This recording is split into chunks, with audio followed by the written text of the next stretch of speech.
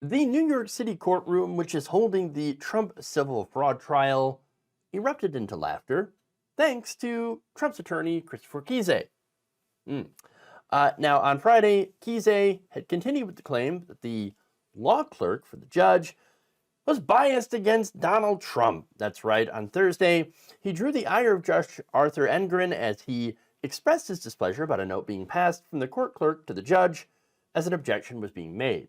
So there was some note passing, and Kise was not happy about it. Now, he then went on to claim that the judge was only doing whatever the clerk told him to. Yes, as if the little notes that they were passing was, you will find Trump 100% guilty, which, by the way, he's already been, held that he was, defrauding these banks, these financial institutions through the valuations. The whole, that part of the trial's over. Okay, they're just trying to figure out the damages.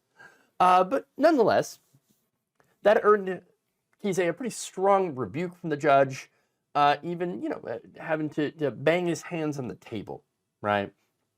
Now, the following day, Kise said that he might now be,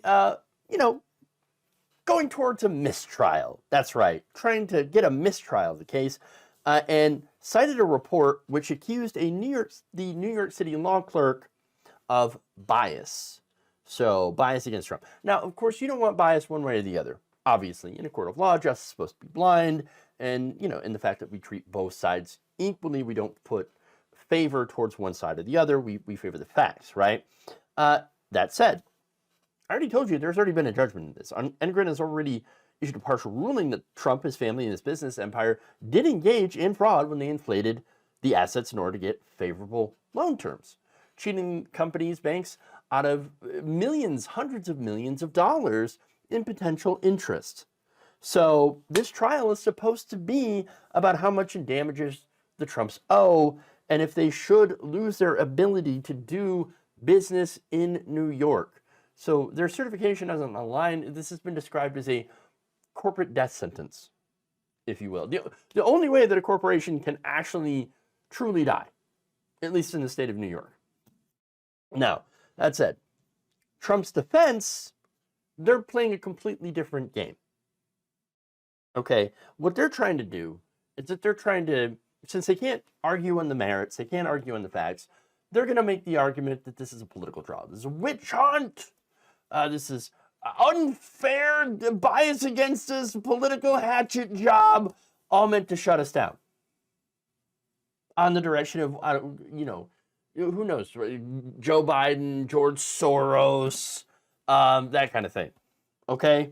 Now, on Friday, Kise told the judge that he was disturbed by a report alleging bias by the clerk against him and Trump.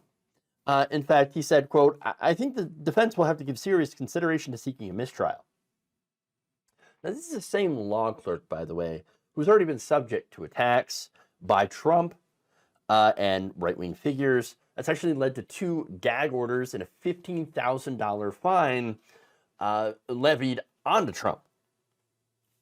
And then, oh, look, now here's the lawyer saying, oh, so you're passing notes to each other. There's a bias here involved. And we're going to have to declare a mistrial. Mistrial.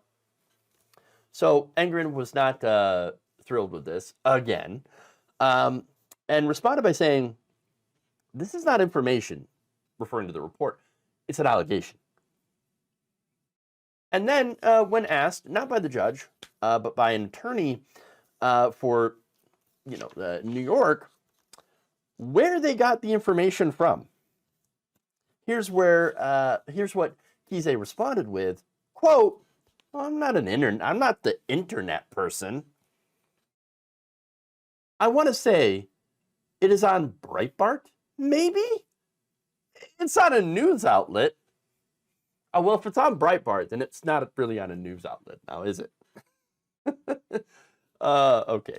But I'm not the internet person. Now, according to ABC News, that description of Breitbart spurred onlookers to, and there are varied reports, right? some laughs, some chuckles, some sighs, things like that. Now, the same report had sourced this complaint to a Twitter account called @JudicialProtest, who was the original source of the allegations of bias that Trump had shared to Truth Social, which caused a gag order to be put on him in the first place. So it's not a new report. It's been around for at least a month. Right-wing media, bias, bias, bias. Look at this person hanging out with Chuck Schumer. Oh, look, and now there's these alleged donations, to the Democrats. But let me tell you one thing. Breitbart is not a credible source of news. And it's ironic that Christopher Kise, while trying to make the point of they're so biased against us, is using a massively right-wing biased website.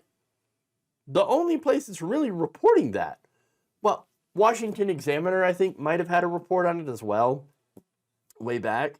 But that's also very right-wing bias. And so, not exactly credible. The majority of Breitbart's published stories favor the right wing or are highly pro-Trump. And it kind of tells you what you need to know about the report because, would a mistrial really help Trump right now? Absolutely. Of course.